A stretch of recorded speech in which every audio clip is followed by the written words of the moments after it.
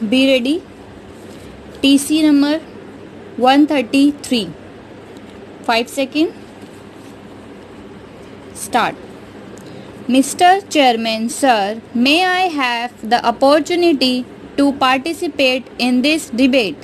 This is a private member's bill and I want to congratulate the mover of this bill for having brought this bill. A very important subject has been raised that right to work should be made a fundamental right. Right to work is the bright right of everybody, however poor or however rich, whether a man or a woman.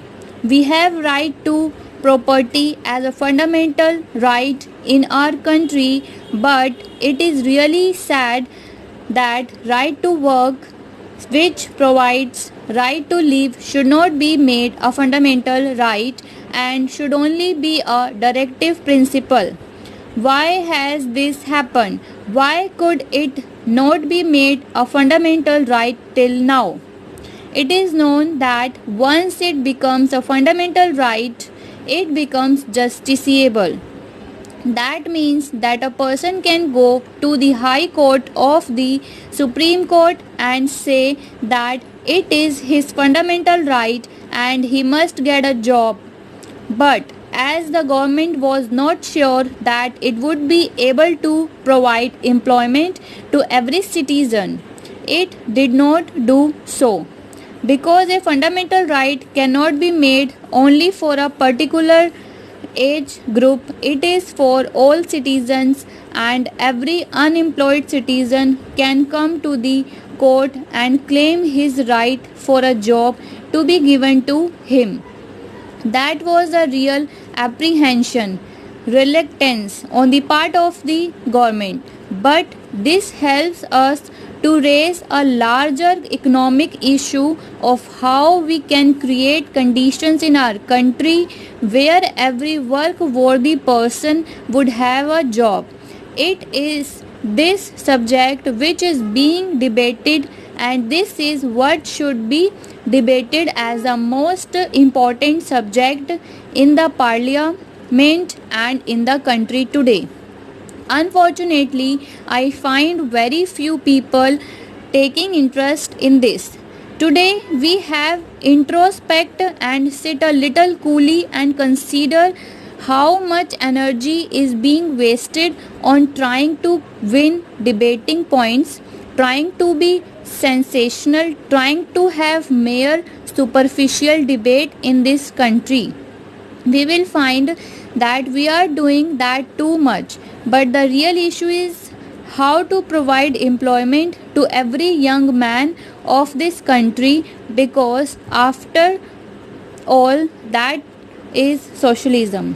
When we say that we have pledged ourselves in the preamble that we will establish a democratic, socialistic, secular, sovereign republic, what does it mean? What is socialism? It means all members of our society must have an equal opportunity to live a decent human life. Such conditions must be created in our society where every single individual should have that right. That is the simple meaning of word socialism. A society where a few do not have an opportunity and a right to exploit and extort. Such a society should be created, and this is what socialism means. And to bring it about within a framework of a democratic structure, that is by the will of the people, is the meaning of the concept which our founding fathers have enshrined in the Constitution when they said that we will have a democratic socialistic society. Let us ask ourselves this question: having we succeeded in doing it? When I am participating in the debate today, I am not going to speak from the point of view of winning or scoring the debating points between people on this side or that side. I think it is the duty of all of us, these 800 people in this house and in that house, who have been entrusted by 80 crores of people of this country with the task of doing something that will change their destiny and change their life. It is incumbent on us to sit down and to give the topmost priority to consider as to how we can achieve this. And if this is given priority, sir, I am sure a way can be found.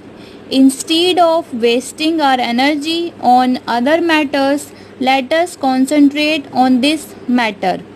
I am absolutely one with my friends when they say that this should be given the top priority. What do the young people of this country expect? Why are they restive? Why are they frustrated? It is because they are not employed. They do not have productive employment, creative employment. That is why they feel frustrated. By and large, if this is a fact, sir, then let us consider how this can be achieved. If you want to provide employment, that employment must be productive. What is wealth? Wealth is goods and services. It is not notes. The currency notes are actually the means of exchange. The wealth is goods. When do you say that a man is poor? It is when he is not able to have even the necessities of life. Now, how can you make them available to him? Obviously, first they must be produced and then he must have the purchasing power to buy them. How can he have the purchasing power unless he has remunerative work?